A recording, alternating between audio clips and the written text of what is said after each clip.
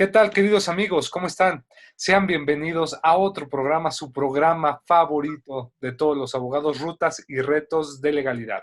Este programa es del Seminario de Derecho Administrativo de la Facultad de Derecho de la UNAM. La doctora Sonia Venegas Álvarez, directora y titular de este seminario, es la conductora en lo general, pero el día de hoy voy a ser su amigo Juan Negrete, el conductor de este mismo, y estoy muy contento, muy honrado, ya que contamos con la valiosa presencia y ya la ansiábamos de un gran especialista en la materia que vamos a hablar. Él es el doctor Carlos Leal Isla Garza. Me permitiré decir que prácticamente es socio de Leal Isla y Horvath, Sociedad Civil, es profesor de Derecho del Trabajo en la maestría de la Universidad de Monterrey. Desde 2005 es doctorado en Derecho y especialización en Derecho Laboral por la Universidad de París Segunda, Panteón Assas. Autor de varios artículos en revistas especializadas, expresidente del capítulo Nuevo León de la Barra Mexicana, Colegio de Abogados. Vaya, esto es una síntesis muy breve de toda su amplia trayectoria. Y pues realmente es un gusto que esté con nosotros, querido doctor, para hablar de un tema que a todos siempre nos va a llamar la atención porque es algo que hay que saber. El despido y sus implicaciones jurídicas, así lo hemos titulado. Gracias, doctor, y sea bienvenido a este espacio. Muchas gracias, Juan. Muy amable por la invitación y me da mucho gusto estar contigo y con todo el público que nos acompaña. No, pues nosotros estamos muy engalanados y como dicen, vamos a la carnita, al sustento de todo esto, por lo cual una pregunta más que obligada para iniciar este arranque. ¿Qué es el despido, querido doctor? ¿Cómo entendemos este acto? Muy bien, pues mira, para hablar del despido creo que vale la pena recordar que la relación de trabajo es una relación contractual, no distinta, digamos, a las relaciones contractuales que se dan en materia civil o en materia mercantil. Es decir, supone la existencia de un acuerdo de voluntades, cuando menos dos partes, generalmente son dos partes, y en ese mismo sentido, para que una de las dos partes pueda concluir la relación que las une, tiene que existir alguna causa. Esa es la regla general. En materia civil lo vemos, en materia, por ejemplo, en un arrendamiento, ¿no? Un ejemplo muy sencillo. Si un arrendatario y un arrendador celebran un contrato de arrendamiento, pues no puede unilateralmente el arrendador decir, sabes que ya te vas. Va a decir el arrendatario, un momento, yo tengo un contrato por un año y entonces no me puedes terminar este contrato. Bueno, en materia laboral, la diferencia tal vez en cuanto a esa relación que se genera es que existe una relación de supra-subordinación entre el patrón y el trabajador. ¿Y qué significa esta relación? Pues que hay un poder de mando que tiene el patrón y que es correlativo de un derecho peculiar que se parece a otras relaciones contractuales, que tiene una diferencia, que es que el patrón tiene pues un poder de mando sobre el trabajador y tiene un deber de obediencia hacia el patrón. Eso lo sitúa en un plano de desigualdad, digamos, jerárquica. ¿Hasta ahí se escucha bien lo que dije? Sí, claro que sí, doctor. Adelante. Bueno, muy bien, entonces ya creo que ya nos está congelando. Entonces, ¿qué es el despido? Pues no es otra cosa más que la decisión unilateral del patrón de dar por terminado ese contrato, esa relación contractual. Y de ahí, pues bueno, se bifurca en que sea justificado o que sea injustificado. Depende las razones que haya detrás de esa decisión. Pero eso es, en pocas palabras, el despido. Perfecto, doctor. Y ahorita qué bien que lo señaló porque es una pregunta muy frecuente. Es decir, hay tipos de despido, sí, ya nos dijo, un despido justificado y un injustificado. El justificado creo que se puede entender por sí mismo, ¿no? Cuando el patrón tenga alguna razón de causa, pero si nos pudiera explicar muy brevemente cuándo hablamos de un despido justificado y ahora sí centrarnos en lo que sobre todo se da mucho en la práctica, este despido injustificado, ¿no? Si nos pudiera hacer esta explicación. Con mucho gusto, Juan. Básicamente, el despido justificado es cuando existe alguna razón, como bien dices tú, alguna razón para dar por terminada la relación contractual, la relación laboral que existe entre las partes. Aquí hay dos posibilidades que se pueden presentar y particularmente hablando en los tiempos que estamos viviendo ahora, donde el COVID ha generado crisis, digamos que salen a relucir dos posibilidades en donde el patrón pudiera determinar, pues dar conclusión a la relación de trabajo. La primera posibilidad es aplicar una rescisión de la relación de trabajo. La segunda posibilidad es aplicar una terminación colectiva de las relaciones de trabajo. Voy a explicar una y otra. Y en ambos estamos hablando de justificado, o sea, terminación o despido, si lo queremos ver así, justificado.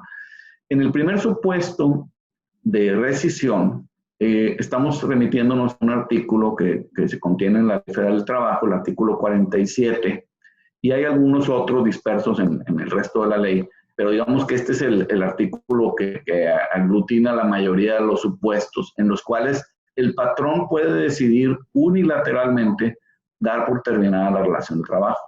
Y ahí la particularidad es que eso significa que va a ser sin responsabilidad para el patrón. Es decir, no hay obligación de indemnizar. Puede despedir o dejar ir al trabajador sin tener que pagar la indemnización. Ahora, la ley establece en ese artículo una lista de casos en los cuales se activa la causal de rescisión. Y ahí, pues bueno, podemos hablar de algunos ejemplos. Uno muy recurrido es la fracción segunda, que habla de que incurra el trabajador en faltas de probidad u honradez, que ahí la jurisprudencia las ha definido como pues, apartarse del debido desempeño, en pocas palabras. Entonces, si hay algún motivo que en los hechos encuadre en esa hipótesis, pudiera el patrón rescindir. Otro ejemplo, la fracción décima, que habla de incurrir el trabajador en más de 3 faltas injustificadas en un mismo periodo de 30 días. Es la despido por faltas, y etcétera, ¿no? Es una lista que está establecida. Y hablaba yo de que hay algunos supuestos aislados, por ejemplo, el artículo 185, que está dentro de un capítulo aplicable únicamente al personal de confianza, y ahí es una causa especial de rescisión, que es cuando exista un motivo razonable de pérdida de la confianza. Obviamente después habrá que justificar eso en juicio, pero por lo pronto esa puede ser una determinación. Entonces, digamos que esas es las hipótesis en las cuales el patrón puede rescindir el contrato. Obviamente tendrá que seguir un procedimiento y si quieres podamos ahondar más adelante sobre ese tema. Tiene que seguir una serie de pasos para poder implementar adecuadamente la rescisión. Entonces, es el primer supuesto de despido justificado. El segundo supuesto es cuando se den algunos de los casos que establece el artículo 434 de la Ley Federal del Trabajo, también obviamente todo lo que digo es básicamente en la Ley Federal del Trabajo. Wow. Y ese artículo lo que habla es de los casos en los que existe hipótesis de terminación colectiva. Es decir, que no está atendiendo a un trabajador en lo particular por su desempeño, sino que atiende a un segmento o a la totalidad de los trabajadores por una circunstancia que no necesariamente es atribuible a ellos. Y aquí entraríamos para tratar también de conectar un poquito con la situación que nos ocupa ahora, el tema de la pandemia y las consecuencias económicas de crisis que está generando. La primera fracción habla de causas de fuerza mayor. Entonces, esa podría ser una situación en donde se pudiera justificar una terminación colectiva. Aquí, a diferencia de la hipótesis de la rescisión, sí hay necesidad de pagar una indemnización y la ley establece pues las cantidades a pagar, que básicamente son 3 meses y la prima de antigüedad. Se excluye el tema de los 20 días por año. Es un concepto organizatorio que aplica en algunos casos. En este, expresamente, la ley, digamos que únicamente meses y a la prima de antigüedad. Entonces, pero también en ese caso el patrón puede justificadamente terminar la relación de trabajo, que puede ser de la totalidad o puede ser de un segmento, si ese segmento es delimitable respecto al resto. Y también hay que seguir un procedimiento establecido en la ley, una aprobación por parte de la Junta de Conciliación y Arbitraje respecto a esa determinación de concluir. Entonces, en esto estamos hablando de despido justificado, son los 2 escenarios. Ahora, ¿cuál es el despido injustificado? Pues lo veríamos básicamente en todas aquellas determinaciones en que el patrón decide unilateralmente separar al trabajador sin que exista alguna de las hipótesis mencionadas. O sea, el típico caso pues sería, ¿sabes qué? Estás fuera, agarra tus cosas y vete, o ya no vengas, o cualquier modalidad equivalente, ¿no? Puede ser de esa forma, de una manera abrupta, o puede ser de una manera negociada, que eso es lo que también opera mucho en la práctica. Un acercamiento, decirle, mira, hemos observado tu desempeño, las cosas no están bien, pero bueno, y ahí puede ser una salida finalmente acordada por las partes, pero igualmente motivada por el patrón, decir, ¿sabes qué? Las cosas no van bien económicamente, estamos en problemas, entonces te proponemos separar los caminos, pero obviamente pues ahí pues ya entraría eventualmente un pago de una indemnización o a lo mejor, dependiendo de las condiciones de cada caso, a lo mejor una salida negociada, pero en última instancia, lo que sí es importante es que es básicamente inusual, por no decir que nunca he visto en 28 años que he estado en esto, alguien que le dé un aviso de despido así expreso, que le diga, estás despedido y te lo notifico. Normalmente no funciona así, salvo que sea una rescisión, que sea un despido justificado, el primer supuesto. Pero si estamos en el despido injustificado, normalmente no constaría así, y más bien sería un acercamiento, una explicación y buscar un eventual acuerdo que probablemente se va a documentar a través de un convenio. Entonces, básicamente es así el escenario. Oiga, entonces qué interesante es esto, doctor, porque pues prácticamente sabemos que todo despido, cuando es justificado, es porque tiene su nacimiento en la ley, como lo acaba de señalar usted, y la excepción sería el injustificado, por así decirlo. Es decir, es aquello, todo aquel despido que no haya sido conforme a las causales de la ley, se entenderá, es injustificado, ¿no? Ahora, Así es. con esto que nos acaba de decir, una de las preguntas que también nos dicen es, ok, ¿podemos nosotros, los trabajadores, demandar estas rescisiones de trabajo o estos despidos, tanto justificados como injustificados? Y si los podemos demandar, ¿cómo sería en este caso la forma o cómo podemos demandarlos? Sí, no, muy buena pregunta y también para balancear, digamos, la discusión, porque efectivamente la primera postura planteada es desde la óptica del patrón, pero también hay que analizar la óptica del trabajador.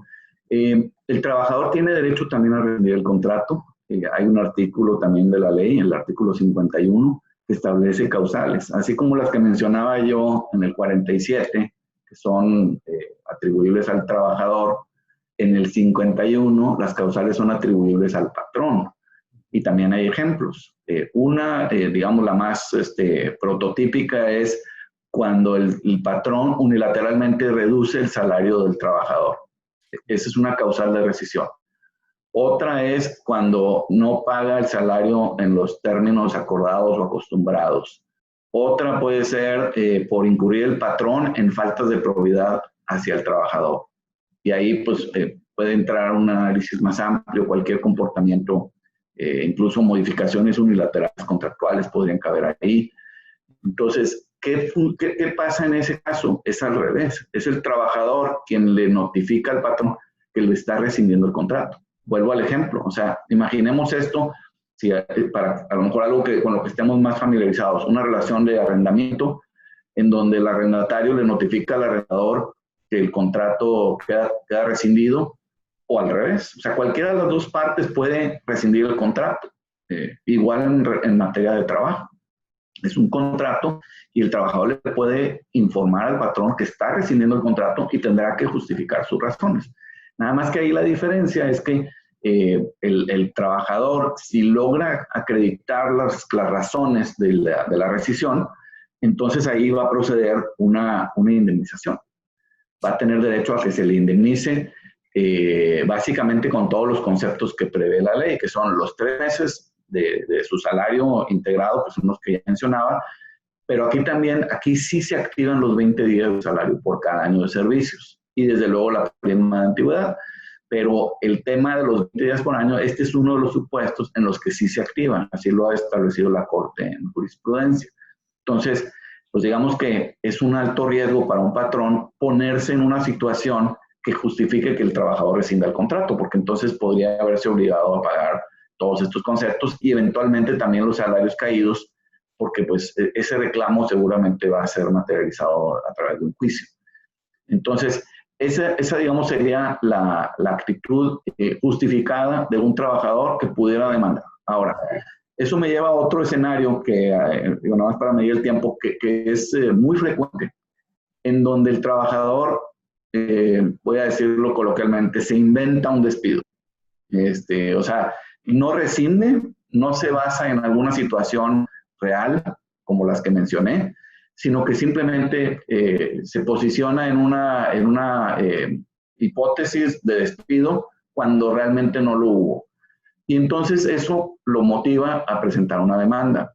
¿Y qué dice en la demanda? Pues que el día tal, estando en su lugar de trabajo, se le acercó su supervisor o un cliente o alguien y le dijo que estaba despedido, etc. Entonces inventa o plantea hechos que en realidad no tienen sustento. En todos los casos, o bien puede ser incluso que haya sido realmente despedido de esa forma. Nada más para balancear, digamos, el caso de rescisión es cuando es justificada la acción. Perfecto. Y el caso de que se inventa un despido es cuando realmente no es justificado. Y ahí, en el juicio, la ley le proporciona dos opciones. Cada vez que el trabajador se duele de un despido, tiene dos opciones a su elección: ser indemnizado o ser reinstalado. En la primera, en la primera opción, eso supone que el trabajador ya se quiere ir, quiere dar por terminada la relación de trabajo, pero obviamente quiere un pago final. Esa es la indemnización. En la segunda hipótesis, eso supone que el trabajador quiere continuar con el trabajo. Es como si lo viéramos en materia civil, pues en la primera es la indemnización por terminación, digamos, y en la segunda sería como si fuera la ejecución forzosa del contrato. ¿No? Yo quiero seguir trabajando. Entonces, en cualquiera de esas dos hipótesis, pues bueno, el patrón tiene la carga de la prueba respecto a la inexistencia de ese despido. Y eso, bueno, es otro tema que si quieres podemos abundar, pero en su caso, pues bueno, tendría que probar el patrón que no existió ese despido. Ahí hay una figura que permite la ley todavía, que es la que, bueno, sobre todo la jurisprudencia, que prevé que si el patrón, al negar ese despido, le ofrece al trabajador que regrese a su trabajo, es decir, le ofrece la continuación del cumplimiento del contrato o la reinstalación en su trabajo, y lo hace bajo ciertos criterios que la jurisprudencia ha definido como de buena fe, en ese supuesto entonces revierte la carga probatoria y entonces es el trabajador quien debe probar que fue despedido. Y si no lo hace, pues el laudo absuelve al patrón. Nada más que eso implica reinstalarlo y eso justifica que luego haya una nueva demanda porque probablemente el trabajador se volverá a alegar un nuevo despido. En fin, es una figura que todavía existe, que ya no está prevista en la reforma de 2019. Una vez que se implementen los nuevos tribunales, ya no va a funcionar así, queda excluida expresamente esa figura jurisprudencial y ahora sí en ley, ya no se va a generar esa reversión. Pero bueno, ese es así en pocas palabras el tema. Perfecto, ¿no? Y gracias, doctor, porque lo sintetizó muy, muy bien. Me gustaría preguntarle algo. El despido, entendido como esta rescisión laboral, por ejemplo, bueno, pues esa es una pregunta, es decir, ¿todo despido es una rescisión laboral? Y segunda, ¿es verdad que el despido atenta contra el famoso principio de la estabilidad en el empleo de los trabajadores? Están muy buenas las dos preguntas, sobre todo porque permiten aclarar algunos temas. No todo despido es una rescisión. Perfecto. La rescisión supone haber seguido el camino previsto en el artículo 47. Es decir, aprovecho para hacer algunas observaciones sobre el tema de la rescisión. La rescisión supone, uno, que existen hechos que encuadran en alguna causal. Si lo quisiéramos ver analógicamente en materia penal, para que exista un delito tiene que haber exactamente una configuración de los hechos en algún tipo penal establecido. En materia laboral, para rescindir, es lo equivalente. ¿Qué fue lo que hizo el trabajador? ¿Faltó 3 veces en un periodo de 30 días? ¿Faltó más de 3 veces? No, nada más 3 veces. No puedo rescindirlo. No encuadra en la hipótesis. Entonces, primera obligación es determinar que los hechos encuadran exactamente en alguna de las hipótesis de la ley. Si sí, entonces luego, bueno, obviamente hay que obtener las pruebas necesarias, pero eso es un tema más bien procesal, pero sobre todo hay que generar un escrito que se llama aviso de rescisión. Ese aviso debe contener una descripción de los hechos y de las causas que justifican la separación del trabajador. Y ahí es donde se debe establecer circunstancias de modo, tiempo y lugar, por qué se está determinando la decisión, y se debe entregar el aviso, ya sea directamente al trabajador o bien por conducto de la Junta. Si no se dan todos estos elementos, entonces no es una rescisión estrictamente hablando. Es un despido liso y llano, por así decirlo. ¿Sabes qué? Agarra tus cosas y vete. Eso no es una rescisión, es un despido. Digamos que esa pudiera ser la diferencia.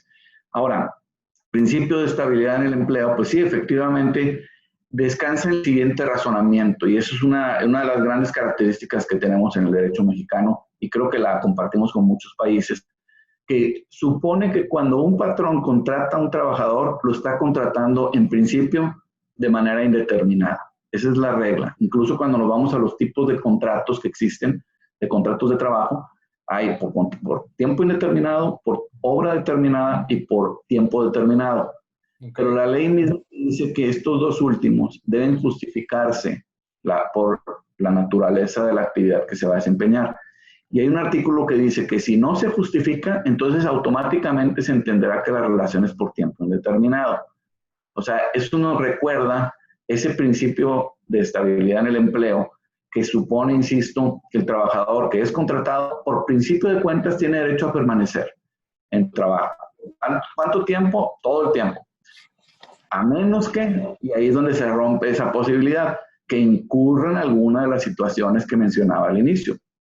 Ya sea que se sitúe una hipótesis de rescisión de su relación de trabajo, o bien que se presente una situación ajena a su circunstancia, que puede ser la que mencionaba yo, la de la terminación colectiva, o bien incluso hay otra en el artículo 53 que establece las causas de terminación de la relación de trabajo, pero en materia individual. Una, pues inevitable, la muerte del trabajador. Es inheredable el trabajo, salvo algunos contratos colectivos que hay por ahí, pero en general fallece el trabajador y se acaba la relación de trabajo, y ahí no es atribuible a nadie. O bien si padece de alguna enfermedad que impide la continuación de la relación de trabajo, también es una causa de terminación.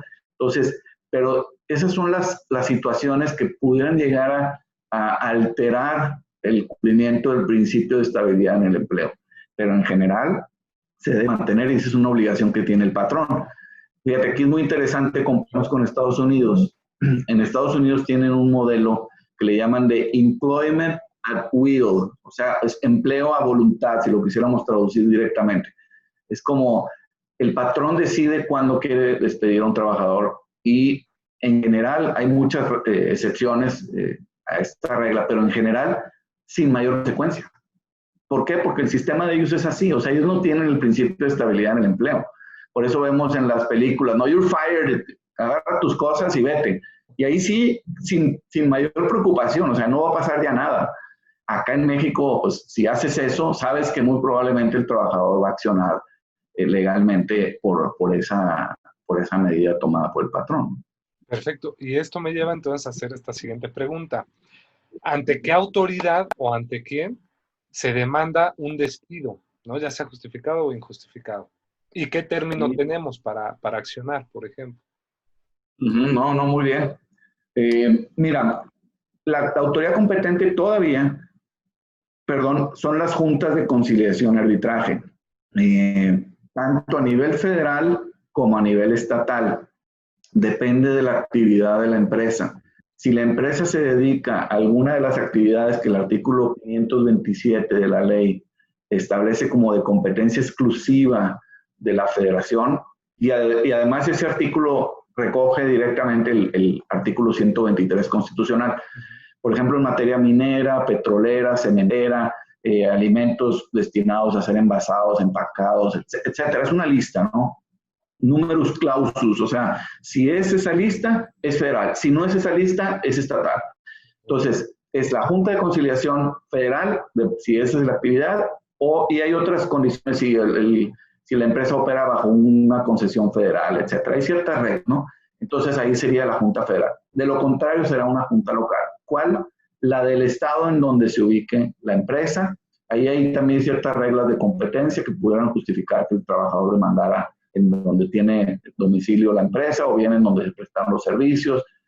etcétera. Pero en pocas palabras es una junta de conciliación arbitral. Ahora dije, va a cambiar porque con la reforma de 2017 a la Constitución, al artículo 123, se previó la eliminación de las juntas y en su lugar la creación de juzgados laborales que ahora van a pertenecer al Poder Judicial.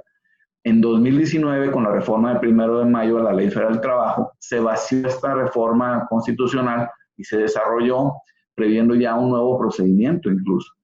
Estos tribunales van a surgir en los próximos 3 años. Está previsto que sea escalonado, van a ser primero 10 estados de la República, luego otros tantos y así hasta completar todos los estados. Y en los estados que se va implementando el nuevo procedimiento, entonces ya los juicios, demandas por despido, se tendrán que iniciar ya con el nuevo procedimiento, que ahí va a ser peculiar porque se prevé la creación de un centro de conciliación y registro laboral, que también se incluyó en la reforma de 2017, y ese centro va a recibir, digamos, la primera etapa para las acciones de despido, que tendrá que pasar necesariamente en materia federal por una fase de conciliación ante ese centro, y en materia estatal deberán crearse centros en cada uno de los estados, pero que harán lo mismo. Es decir, no va a poder accionar legalmente sin antes haber pasado por conciliación. Una fase de conciliación ante estos centros. Insisto, eso es una vez que estén creados tanto el centro o los centros como los tribunales. Y en materia de prescripción, ahí también hay una regla que establece, me parece que es el 518, 516, por ahí de la Ley Federal del Trabajo, que habla de que el trabajador despedido dispone de 2 meses para accionar legalmente. ¿A partir de cuándo? Del despido. Si es pedido, por decir hoy, 30 de junio, entonces son meses calendario, hasta el 30 de agosto podría presentar su demanda. Ahora bien, hay una particularidad ahora que los tribunales están sin funcionamiento. Los términos están suspendidos en materia de prescripción y entonces prácticamente no están corriendo términos para quien ha sido despedido y básicamente van a activarse a partir del momento en que las autoridades competentes retomen sus actividades y a partir de ahí correrían los 2 meses. Ok, perfecto. Ahora, pues sí, me gustaría un poco nada más ser muy puntual. Tal vez dentro de la charla sí que se ha contestado, pero nada más quisiera acotarlo. Es decir, ¿hay formalidades básicas que debe de cubrir un despido o no? Formalidades básicas, por ejemplo, de forma, inclusive en su redacción y demás, o materialmente, ¿existen? Sí, yo me atrevería a decir, hay formalidades para la rescisión y y más que formalidades, hay que tener cuidados desde la óptica del patrón si va a ser un injustificado. O sea, y divido la respuesta. Sí hay que cumplir una formalidad mínima en el caso del despido justificado, es decir, ya sea rescisión o la terminación colectiva. En el caso de la rescisión, la formalidad es hacer el aviso y entregarlo, ya sea directamente al trabajador o por conducto de la Junta. Y la persona que lo firme y que realice ese trámite debe tener facultades para ello. Digamos que es un procedimiento rígido. Si las cosas no se hacen conforme a esas formalidades, el despido automáticamente se considera injustificado. Así lo prevé la ley. Entonces, sí es muy importante seguir los pasos. O sea, no es rescindir a alguien, le entrego cualquier cartilla o cualquier documento o se lo notifico, no sé, por correo electrónico. Porque eso automáticamente va a hacer que esa pretendida rescisión equivalga realmente a un despido injustificado y eso le va a acarrear consecuencias al patrón. Tiene que ser cuidadoso y obviamente volteándome desde la perspectiva del trabajador, pues eso va a ser una ventaja procesal, ¿verdad? Porque el trabajador que presente una demanda alegando que fue despedido va a tener pruebas para demostrar que efectivamente ocurrió ese despido. Y aun cuando no es su carga procesal en primera instancia, si le llegan a ofrecer la reinstalación para buscar la reversión de carga probatoria, la que explicaba, pues como que va a poder cumplir con su carga de demostrar que sí fue despedido. Va a decir, mira, aquí está, me lo mandaron, es más, me entregaron firmado. Sí me ha tocado algunas veces, no así directamente, Por ejemplo, aquí, en alguna ocasión, pues, si una persona presenta una demanda y alega haber sido despedido, el patrón niega que existe ese despido, pero puede obtener algún elemento para demostrar que sí existió, pues pudiera llegar a constituir una prueba. Alguna vez me tocó un caso de una persona que pues tenía la carga de probar el que había sido despedido, un director general, le habían ofrecido la reinstalación y por eso es que él tenía la carga de probar el despido, pero pudo hacerlo porque la persona que había instruido el despido había emitido una carta firmada incluso, se la había hecho llegar a la persona del área de caseta, donde le estaba informando que el trabajador demandante había sido despedido y que entonces se le impidiera el acceso al centro de trabajo. Obviamente ese tipo de situación pues es una de las cosas que desde la óptica del patrón pues no es conveniente hacer. Digamos, volviendo a la pregunta, era ¿qué formalidades hay que seguir cuando se hace un despido? Pues yo más bien diría qué cosas hay que cuidar para que no se pueda llegar a evidenciar que existió ese despido. Insisto, pensando como patrón, pensando como trabajador, pues al contrario, es valioso para el trabajador que exista por ahí alguna carta en donde exista la evidencia de que el trabajador está siendo despedido, porque pues eso le va a constituir una prueba que va a poder capitalizar para poder demostrar que fue despedido al final de cuentas. Ok. Y por ejemplo, doctor, ahorita ya me surge también otra confusión que luego, duda y confusión que a veces se tiene. Por favor, si nos pudiera explicar qué se debe entender por indemnización, por liquidación y cómo éstas operan en materia de un despido, ¿no? Porque a veces uno dice, es que me tienes que indemnizar. No, es que no hay indemnización, hay una liquidación y viceversa, ¿no? Entonces, por favor, doctor. Claro. Sí, aquí hay una terminología, digamos, paralela que existe a veces entre abogados y entre operadores pues de las áreas de recursos humanos o de personas que interactúan directamente con los trabajadores, pero que no necesariamente están involucrados en el aspecto legal, ¿no? Entonces se han generado ahí como dos especies de formas de referirse a las cosas.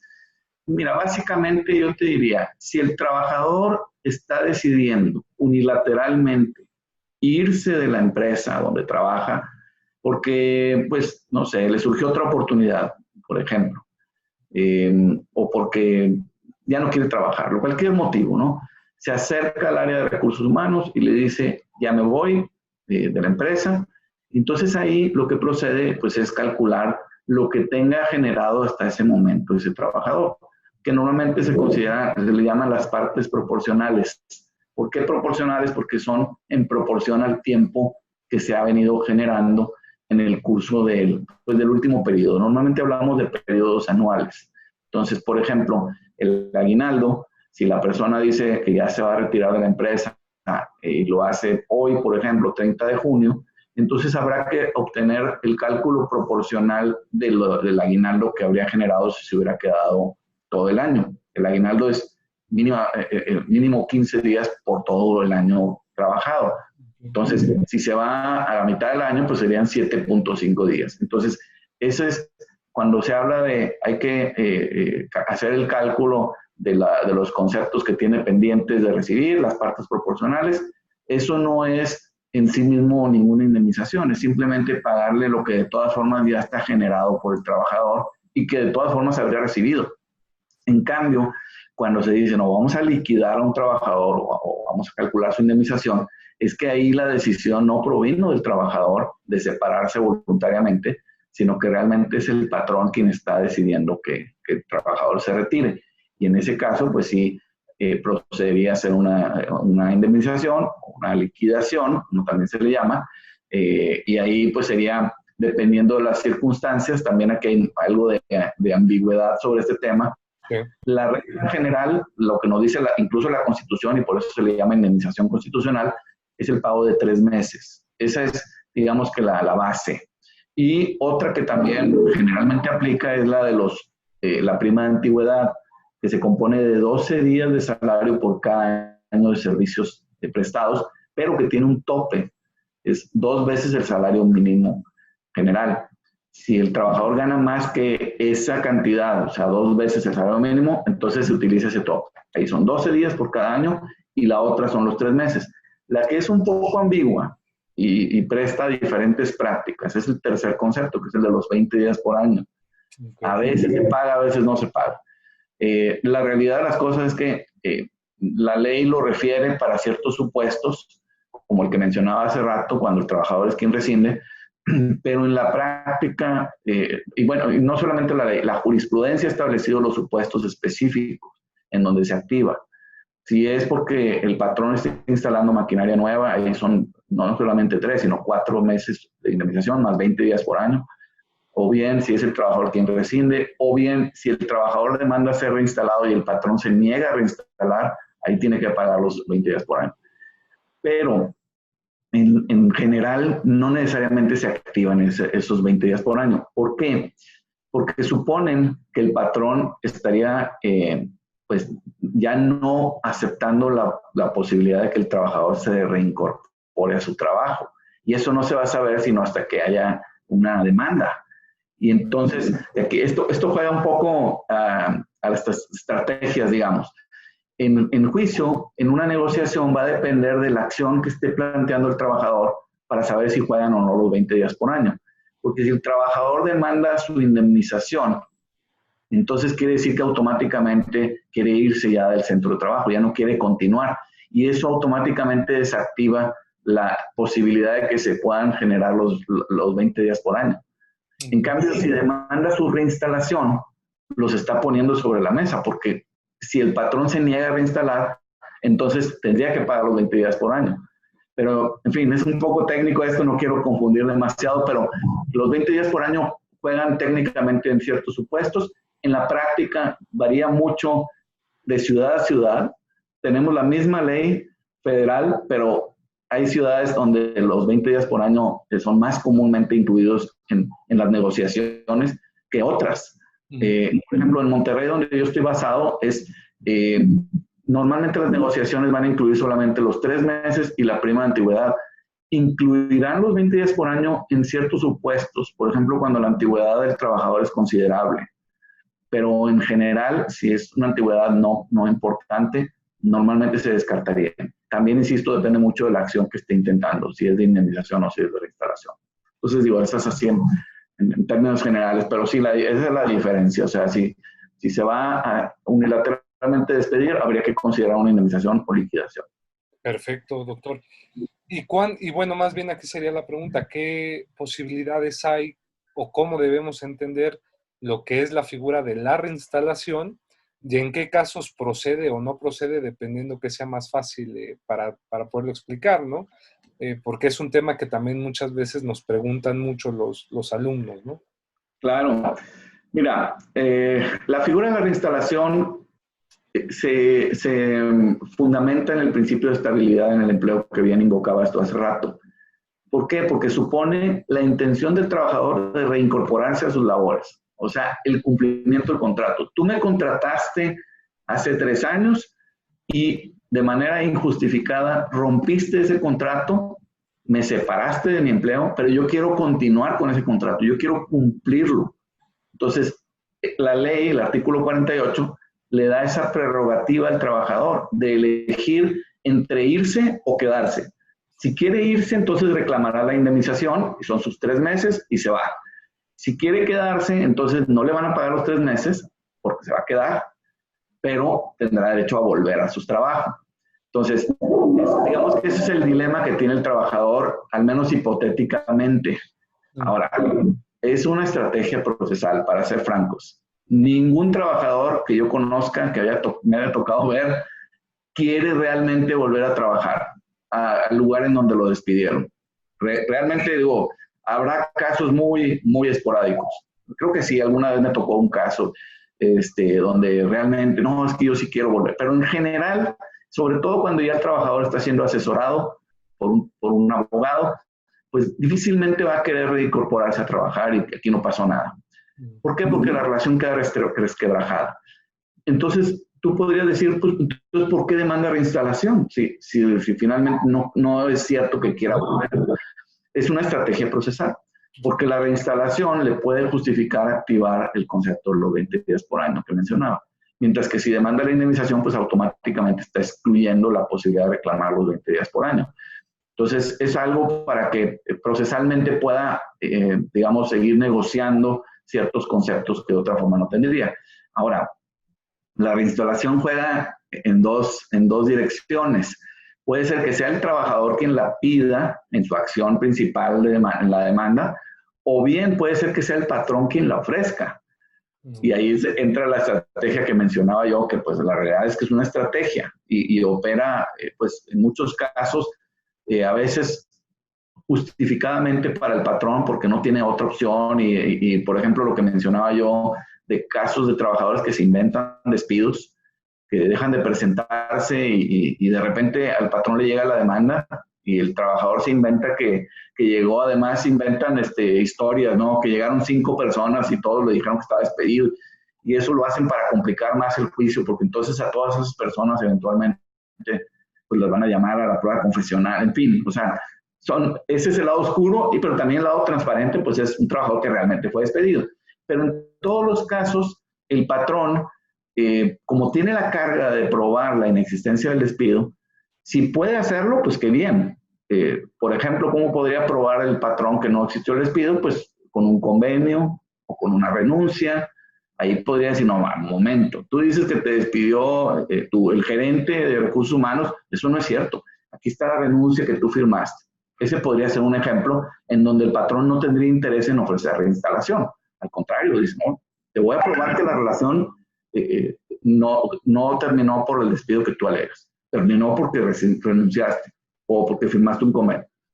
Pero cuando el trabajador no firmó nada y simplemente se retiró y no hay evidencia clara de que no existió ese despido, entonces pues no ha quedado otra para los patrones que tienen esa condición más que la de ofrecer la reinstalación. E insisto, muchas veces también la pregunta de las empresas es, oye, pero ¿cómo? Nosotros ya no lo queremos aquí, pues si salió mal, salió en malos términos, nos robó, por ejemplo, ¿cómo vamos a volver a instalarlo aquí? Y entonces, bueno, la explicación del abogado, no, mira, esto es simplemente con la intención de generar una reversión de carga probatoria para que sea él quien tenga que probar el despido y no nosotros probar el hecho negativo de que no fue despedido, cosa que no podríamos hacer si no hay evidencia. Entonces se vuelve una estrategia, e insisto, ese tema de la reversión de la carga con el nuevo modelo de justicia laboral de la reforma, una vez que ya estén los juzgados, ya no va a provocar esa reversión. Entonces creo que vamos a evolucionar a otro tipo de defensas. Habrá que profundizar más en obtener algunos otros elementos de prueba para demostrar que no existió el despido. No va a haber de otra. O negociar. Okay. Pues doctor, digo, ya el tiempo se va acelerando, pero una duda que tenemos, y ojalá y este programa lo vean muchos años después y sirva también de antecedente y de aprendizaje. ¿Cómo ocurre, si nos puede usted explicar? Digo, yo sé que es una tarea muy titánica y más porque explicarlo muchas veces en poco tiempo a veces no se puede, pero ¿cómo operaría o cómo está operando este concepto del despido en tiempos de pandemia, por ejemplo, en tiempos de esta cuestión de si es fuerza mayor o que desde el trabajo declararon una emergencia sanitaria cuando era una contingencia sanitaria, porque la emergencia ya está presente y la contingencia es algo para prever? Es decir, ¿qué nos podría como desmenuzar en esta parte para comprenderlo en una enseñanza rápida, por así decirlo? Sí, muy buena tu pregunta. Mira, yo creo que ahorita las circunstancias que estamos viviendo con esto del COVID han suscitado un gran dilema. Por un lado tenemos el tema de salud y por otro lado tenemos el tema económico. Y sintetizar esos dos problemas ha sido pues un gran reto, ¿no? Porque por un lado, pues la autoridad ha girado instrucciones a través de acuerdos, sobre todo la Secretaría de Salud a nivel federal, pero también los gobiernos de los estados e incluso algunas autoridades municipales, pues en el sentido de generar restricciones. Y las restricciones pues van sobre todo enfocadas a suspender la actividad, no a terminarla. Entonces, digamos que ese es, por un lado, el frente que pues tienen los patrones que asumir de instrucciones de que las relaciones de trabajo en ciertos supuestos por motivos de salud se vean frenadas. Y por otro lado está el tema económico, que más bien ha justificado o ha requerido que muchas empresas tengan que prescindir de trabajadores, y no tanto por motivos de salud o por motivos de pandemia en general, sino por motivos económicos. ¿Por qué? Porque no tienen dinero, no están recibiendo recursos, no están operando. Por ejemplo, no sé, una estética que no está recibiendo clientes, no tiene dinero. Y como no tiene dinero, no puede pagar salario. Entonces, ese es el gran dilema. Ahora, en el inter del despido está la suspensión. Digamos que es como una etapa intermedia. ¿Por qué? Porque la suspensión ha provocado ciertas consecuencias que no son tan drásticas como las de un despido. O sea, la relación de trabajo está vigente, continúa, solamente es que no está produciendo sus efectos. En cambio, en el despido, pues la relación termina, ¿no? Ahora, y ahí ha habido varias modalidades de tomar agua. Sí, adelante. Me acordé de un video que anda circulando por ahí de una maestra que se le da una voz así medio chistosa, pero bueno. Entonces, esta situación, pues como bien tú mencionabas, cuando tuvimos la crisis de pandemia hace alrededor de 10 años, cuando la famosa gripe aviar o H1N1, se generaron situaciones parecidas a las que tenemos ahora. No de la magnitud, pero sí de efectos parecidos.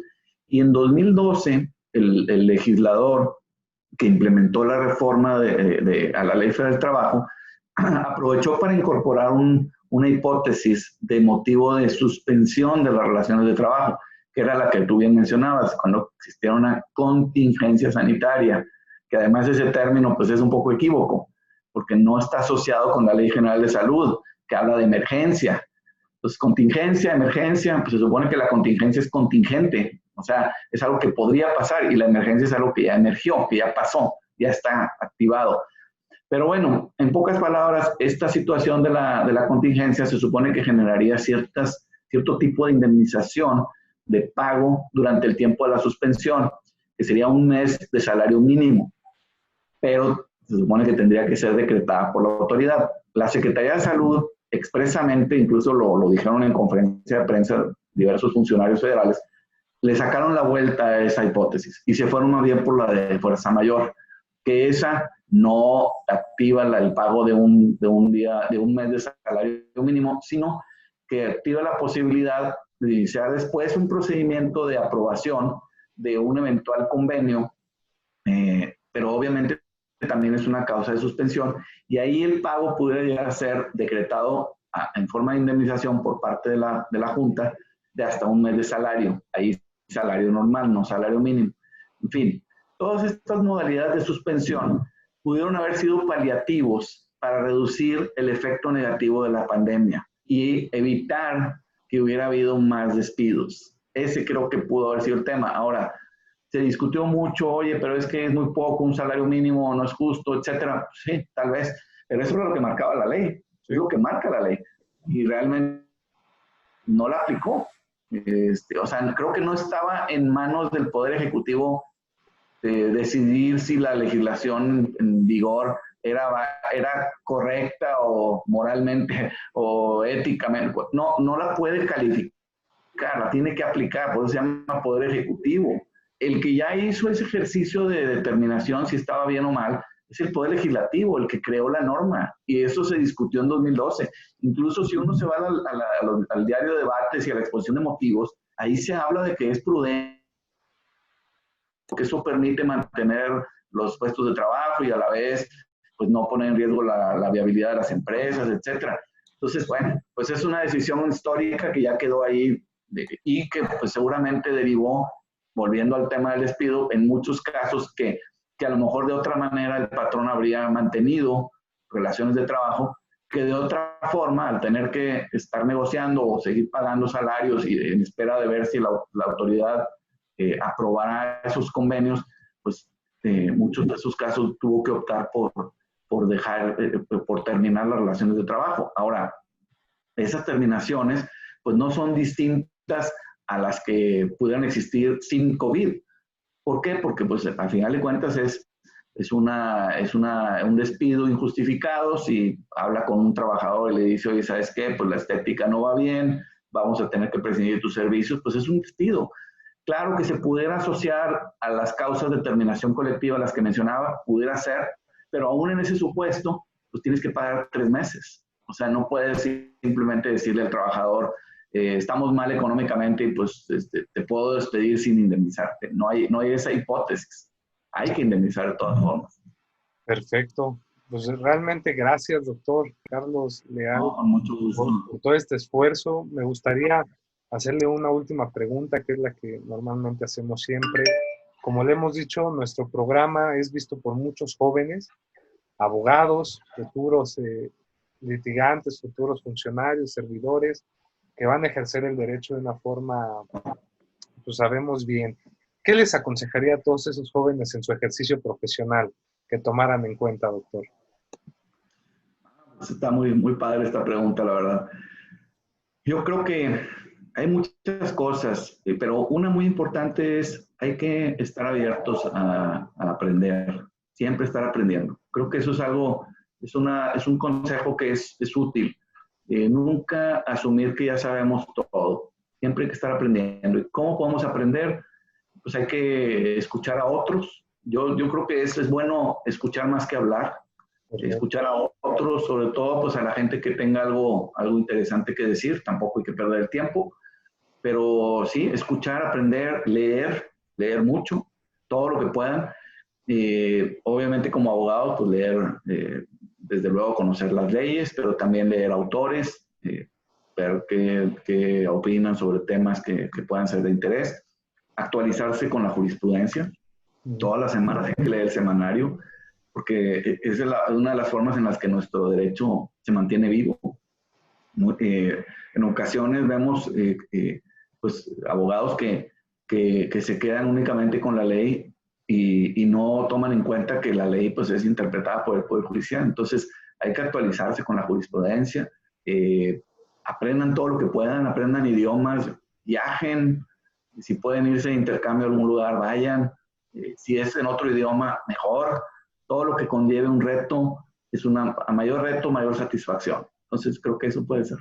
Perfecto. Pues muchas gracias, doctor Carlos Leal Isla Garza. Gracias por su tiempo, gracias por darnos también transmitir sus conocimientos ahí en este espacio. Agradecemos también al doctor Raúl Juan Contreras Bustamante, director de la Facultad de Derecho de la UNAM, al maestro Ricardo Rojas Arévalo, director de Educación a Distancia, y nuevamente a la doctora Sonia Venegas Álvarez, pero sobre todo a nuestro invitado que el día de hoy engalanó con su presencia, con sus conocimientos, y que esta sea la primera de muchas otras entrevistas, querido doctor. Estamos a sus órdenes, este es su espacio.